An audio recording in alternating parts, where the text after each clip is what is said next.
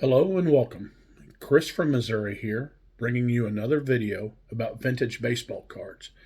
In this video, I'm going to tell you a story about a Mickey Mantle pickup that was super interesting and about how small a world we live in. And I'm going to show some cards, and I'm not going to tell a story until I get to the card in question. But this happened, a few years back, and the story is still kind of going on today. So I'm going to turn the video around, or turn the picture around, and start telling you and showing you some cards. Okay, you can see my fake Mickey Mantle up there, and a few of the other cards that I have. All in all, I have about 75 Mickey Mantle cards, but today I'm only going to show you about 20 of them and tell you the story about my pickup of the 1956 Topps Mickey Mantle. But what I'm going to do first is I'm going to show you some of my Mickey Mantle cards and get me all ready to tell the story. So first, I'm going to show you a 1969 Mickey Mantle, last name in yellow. Now, I had the last name in white, and I traded it to a buddy of mine, JD, who probably still has it, that maybe I can work out a trade to get it back from him sometime.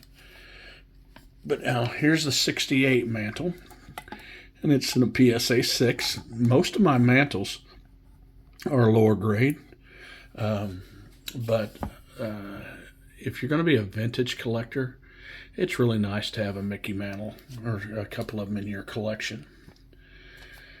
Now here's a 1967 Mantle in a 6.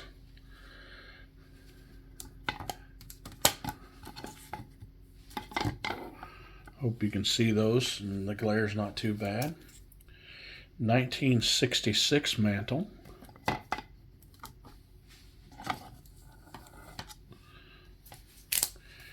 1965 Mantle. Now in this 1965 Mantle, I had one in my collection for the longest time, and it had the number 5 written on here, and I kept it for a while until I ran into this one, and so I ended up trading it away.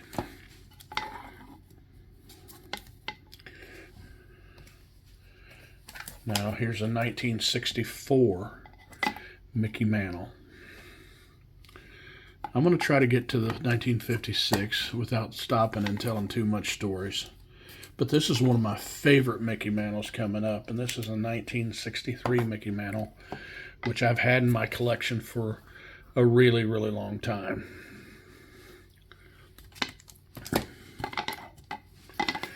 (1962) Topps Mickey Mantle. It's really off center. The borders show some wear, and it's a 2.5. And maybe someday I'll upgrade that, but I don't know. I don't know if it's necessary. I have the 62. One of my best Mantles that I have is a 1961 in a PSA 6. That's a little bit off center. The grade's pretty generous, I think.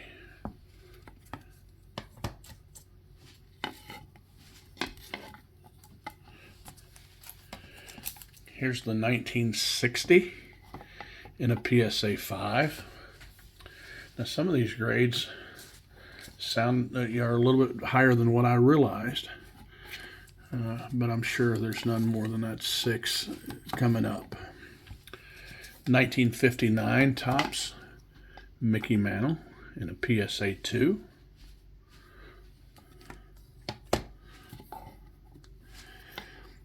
And a 1958 Topps Mickey Mantle in a PSA 3.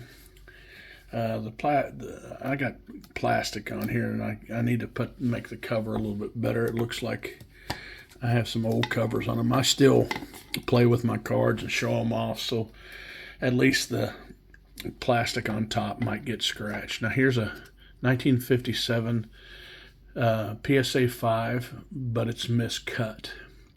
So now I'm going to tell you the story, how small of a world it is. Now, we have a local card. I have a local card shop not too far from me, and but a few years back, I went to a card shop at the Lake of the Ozarks. Now, my mother and father-in-law have a place down there, and I would go down there, and my wife would go like hiking or something, and I'd run over to this card shop, and it was owned by a fellow named Jeff. It was J&L Cards, and it was what I picture and what I remember of old card shops looking like back when I was growing up. It had memorabilia, all kinds of different memorabilia everywhere. No rhyme or reason to where or how it was hung up and stuff, but he had a lot of single cards and mostly ungraded cards. He didn't have and didn't even believe in it very much, and he kind of talked down of it. And this was a few years back, and I was in the shop with myself and Jeff, and then a young guy was in there named Trey. I'm going to call him Trey. And Trey was, a high school kid, maybe a little bit older, but not much older. And he had been coming to the shop for years, a lot longer than I had. And matter of fact, Jeff considered him one of his favorite clients and or customers. And let me tell you, Jeff was a cantankerous old son of a gun, and he almost acted like he didn't want you to come into his shop. And but I would give it back to him just as much as he'd give it to me, and I got to liking him, and I think he got to liking me. And he had two cards in there that I didn't have. Well, no, he had two cards in there that was really pretty cool. Well, I had one of them, and it was a 54 Hank Aaron. Now, he actually let this customer, this Trey, buy that on like layaway. Remember back in the day, Kmart used to have layaway, and you'd go pick up some clothes and stuff or items, and you could pay for it little by little, and then when eventually you got it paid off, you could take it home with you. Well, he kind of did that with this Hank Aaron rookie card, and this Mickey Mantle rookie card was probably the second best card in the store.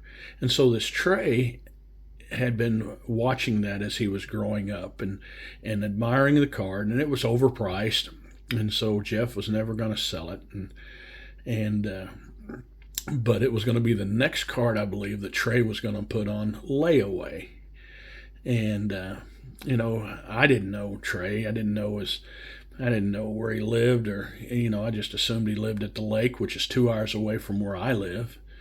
And anyway, one day I was in there, and I started negotiating with him about this Mickey Mantle, and it was in raw form, and I was telling him there's a chance it could be fake, and he was telling me that I was crazy and all this kind of stuff, and so we started negotiating. I made a deal, and I told him I'd buy it for $400, and then I would send it right away to get graded.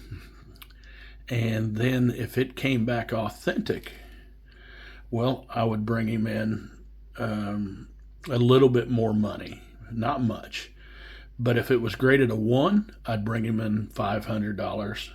And then if it was graded 2 or above, I'd bring him in $1,000, which was going to make it, a little bit overpriced. But I didn't care at this time. I kind of wanted the card, and I was liking the banter back and forth. Well, Jeff, he didn't know me that well. I mean, I think he knew I wasn't going to cheat him. But anyway, we got Trey, this young guy, to help make out a contract. And here it is. And it's going to be hard for you to read because this is photocopied and it was recently sent to me. But if you see, it says $400 down, and it was on the July 7th, 2020. Or July 11th, 2020. And anyway, I took the card. It was signed by me. It was signed by Jeff. It was witnessed by this Trey. And it basically said I was to to have it on an 8-day turnaround, and I needed to be back in and give him money if it came back authentic by in 35 days. And it was fun. And so I left with a card, and I immediately turned around and sent it off to PSA. And according to Trey, I think when I walked out the door, he said, "I'll never see that son of a gun ever again." And but anyway, I turned an 8-day turnaround. It came back a 3. And I was like, oh my gosh, we didn't write down 3s on this thing. We only wrote down on this contract, we only wrote down authentic or a grade 1 or a grade 2. But it came back a 3. So about 15 days, I go back down, I take the card to show it off. And I was hesitant about bringing the card in, but I brought the card down to show it off. And I brought Jeff an extra $1,200. And Trey was not in there that day, but Jeff was pretty excited that I was, and we were now friends. Now listen, Jeff was really, really sick. He'd been battling cancer about 2 or 3 different times, and one time I was there, and we had to at his shop and had to call the paramedics to come and stuff. But anyway, he was battling his illness, and Jeff ended up dying. And somehow this Trey reached out to me, and he was telling me about it, and keep me up to date on what was going to happen with the store and that kind of stuff. And anyway, he'd send me a message here saying, "Man, I really want that mantle. It means a lot to me." And then I'd say, "Well, let's trade for it or something." And I'd see him at a show, and he'd say, "Would you take a gun? Would you trade, this?" Or, "I really want it." And it means a lot to me because it was in his shop forever. And so it was almost on the verge of annoying me that I kept saying, "Well, if I can find one, I'll work out a really good deal with you, on this." But I'd overpaid for it anyway, and heck, the card kind of meant something to me. And so anyway, I ended up going to Thanksgiving this past November to my cousin's house in Jefferson City, Missouri, which is half hour away from the Lake of the Ozarks where the shop was, and 2 hours from where I live, hour and a half from where I live. And we went down there, and lo and behold, into my family's Thanksgiving festivities, in walks Trey, holding the hands of one of my cousin's daughters. And he was dating a cousin of mine, and we had talked back, he messaged back numerous different times about this card and different things, but I did not know that he was dating, and had been dating for a long time, a relative of mine. And that's kind of funny. It makes it a really small world. As you can see, I still have this card, and I'm probably saving this one someday for him, but he better marry my cousin or he's not getting this thing. But this is my 1956 Topps Mickey Mantle. I'm going to keep showing some of the cards, but I'm not going to tell you much of a story on them. But here's my 55 Bowman. Here's my 54 Bowman in a PSA 3. Here's a 53 Bowman Color in a PSA 2. One of my favorite cards in my whole collection is this 53 Mickey Mantle in a PSA 4. Now it's pretty off center, but that's still a beautiful card.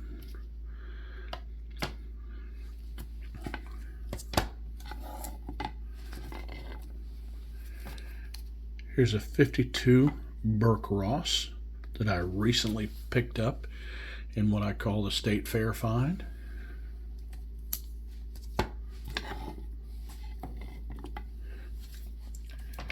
Here's my 52 Bowman Mickey Mantle in a PSA 3. Was one of my top 5 cards for the longest time. And then my Mickey Mantle rookie card. It's authentic and altered, but it's a beautiful card. The color is just incredible on this card. And that, my friends, is my Mickey Mantle collection. Now, sometime I will show all the cards. I have close to 70 graded Mickey Mantle cards. I am in search, of course, for the 52 tops, and I'm going to get that someday. It's on my list. But I'm glad I didn't talk too bad about this tray, about the 56 Mantle, but it just makes it a really, really small world. And you know, when I think of Jeff a lot, that used to own a card shop, and I picked up a couple cards from Jeff, and one of the cards he gave me was a 65 Louis Tiant, because he said someday he's going to be in the Hall of Fame, and if you're a Hall of Fame collector, you need to have this card. And so I do have a Louis Tiant that I got from Jeff that means a lot to me. And so listen, it's only a hobby. Collect what you like.